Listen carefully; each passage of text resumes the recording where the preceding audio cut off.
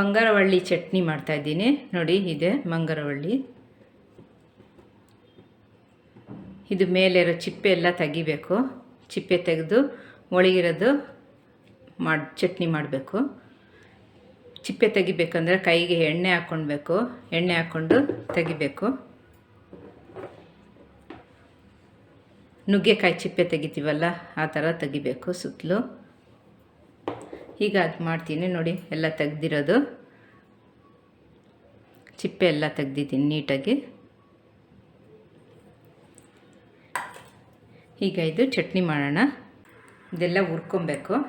ಎಣ್ಣೆ ಹಾಕ್ತಾಯಿದ್ದೀನಿ 1 ಸ್ಪೂನು. ಈಗ ಇದು ಮಂಗರವಳ್ಳಿ ಚಿಪ್ಪೆ ತೆಗ್ದಿರೋದನ್ನು ಹಾಕ್ತಾಯಿದ್ದೀನಿ.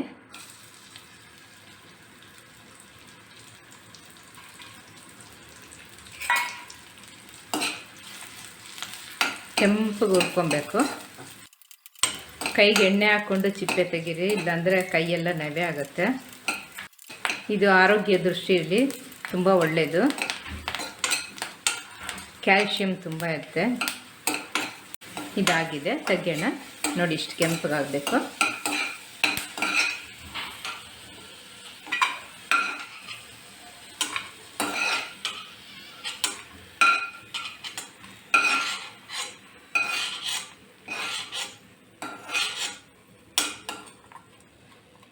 ನೋಡಿ ಈ ಥರ ಕೆಂಪಗಾಗಬೇಕು.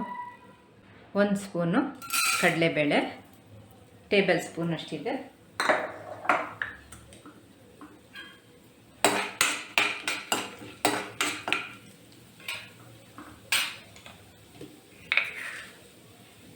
ಒಂದು ಟೇಬಲ್ ಸ್ಪೂನು ಉದ್ದಿನಬೇಳೆ,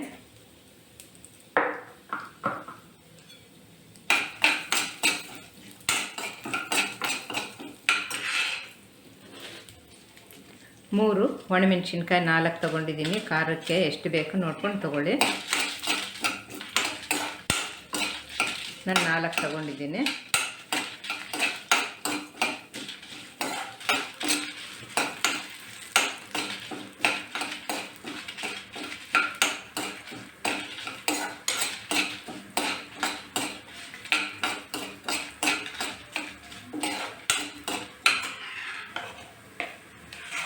ಸ್ವಲ್ಪ ಕರಿಬೇವು, ಒಂದು 3 ಕಡ್ಡಿಯಷ್ಟು ಕರಿಬೇವು.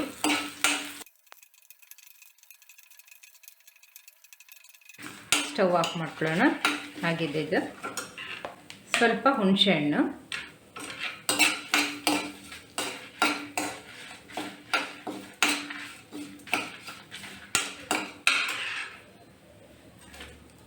ರುಚಿಗೆ ತಕ್ಕಷ್ಟು ಉಪ್ಪು,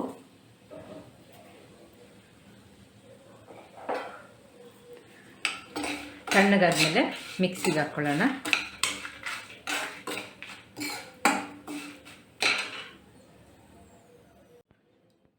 ನೋಡಿ ಚಟ್ನಿ ರೆಡಿಯಾಗಿದೆ.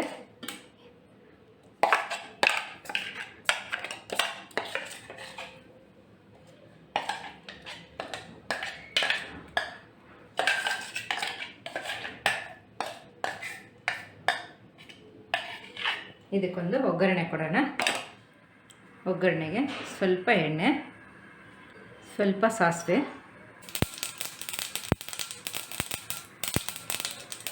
ಒಣಮೆಣಸಿನ್ಕಾಯಿ ಒಂದು, ಕರಿಬೇವು ಸ್ವಲ್ಪ.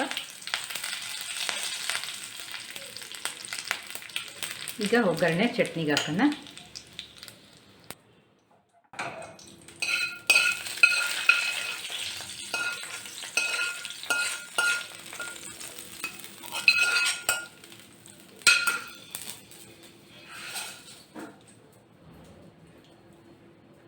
ಈಗ ಚಟ್ನಿ ರೆಡಿಯಾಗಿದೆ.